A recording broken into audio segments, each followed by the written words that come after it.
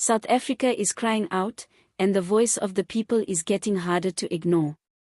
Across townships, cities, and rural communities, the frustration is boiling over. Mzansi is saying loud and clear, the economy of this country is being enjoyed by foreigners while citizens are left to suffer. And at the center of the storm, President Cyril Ramaphosa is being called out directly. People are saying enough is enough. Ramaphosa must go. Welcome back to Truth Untold, the platform where we uncover the stories that shake our nation and expose the truths that others try to bury. Today, we dive into the rising outrage of South Africans who feel betrayed by their own government. Because when unemployment is soaring, when crime is on the rise, and when hunger is stalking millions of households, it is an open wound to watch foreigners thriving in the very economy that locals say has shut them out. Let's be real, South Africans are tired. They are tired of standing in long lines for jobs that never come. They are tired of living in poverty while seeing non-citizens running successful businesses, taking up opportunities, and controlling parts of the market. Many are asking, how did we get here? How is it possible that in the land of gold, diamonds, and endless resources, the children of the soil are left with empty hands while outsiders seem to flourish? The blame, in the eyes of many, sits squarely on the shoulders of President Cyril Ramaphosa and his government. Critics argue that under his watch, policies have failed to prioritize South Africans.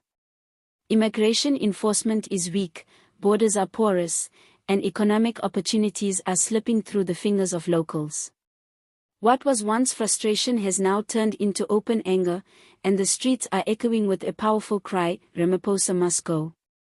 Community leaders, activists, and even ordinary South Africans are speaking out.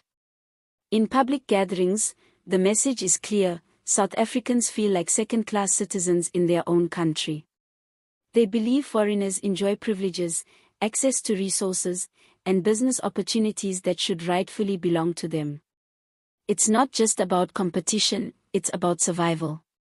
When mothers can't feed their children while foreign shop owners thrive down the street, the wound cuts deeper than words can describe. On social media, the hashtag Ramaphosa must go is gaining traction as citizens demand leadership that will put them first. Protesters are pointing to government corruption, unemployment rates, and rising inequality as proof that the president has failed his people. In their eyes, Ramaphosa has protected big business, ignored grassroots struggles, and turned a blind eye to the growing dominance of foreigners in key economic spaces. But here's the big question: is it fair to blame foreigners for the economic struggles of South Africans?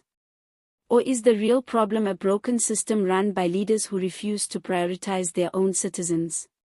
Some argue that the foreigners are only filling a gap left by government neglect. They say if South Africa had strong support for small businesses, better job creation programs, and tighter border control, we wouldn't be in this situation. Still, perception is powerful. And right now, the perception in Mzansi is that foreigners are eating while South Africans are starving. That perception is fueling anger, division, and political instability. And unless something changes soon, the pressure could explode into even more unrest. Ramaphosa faces a massive challenge. Either he listens to the cries of the people and acts decisively to prioritize South Africans, or he risks losing the last shreds of trust the public has in him. Because right now, the streets are not whispering, they are shouting. And what they are shouting is simple: Ramaphosa must go. Mzansi is demanding change.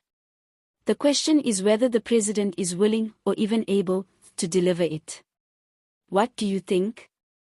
Do you believe foreigners are the reason South Africans are suffering, or is this all the result of failed leadership at the very top? Should Ramaphosa stay, or is it truly time for him to go? Drop your thoughts in the comments, share this video with others, and don't forget to like and subscribe to Truth Untold for more bold, uncensored stories that reveal the truth behind the headlines. Because here, the truth will always be untold until we tell it.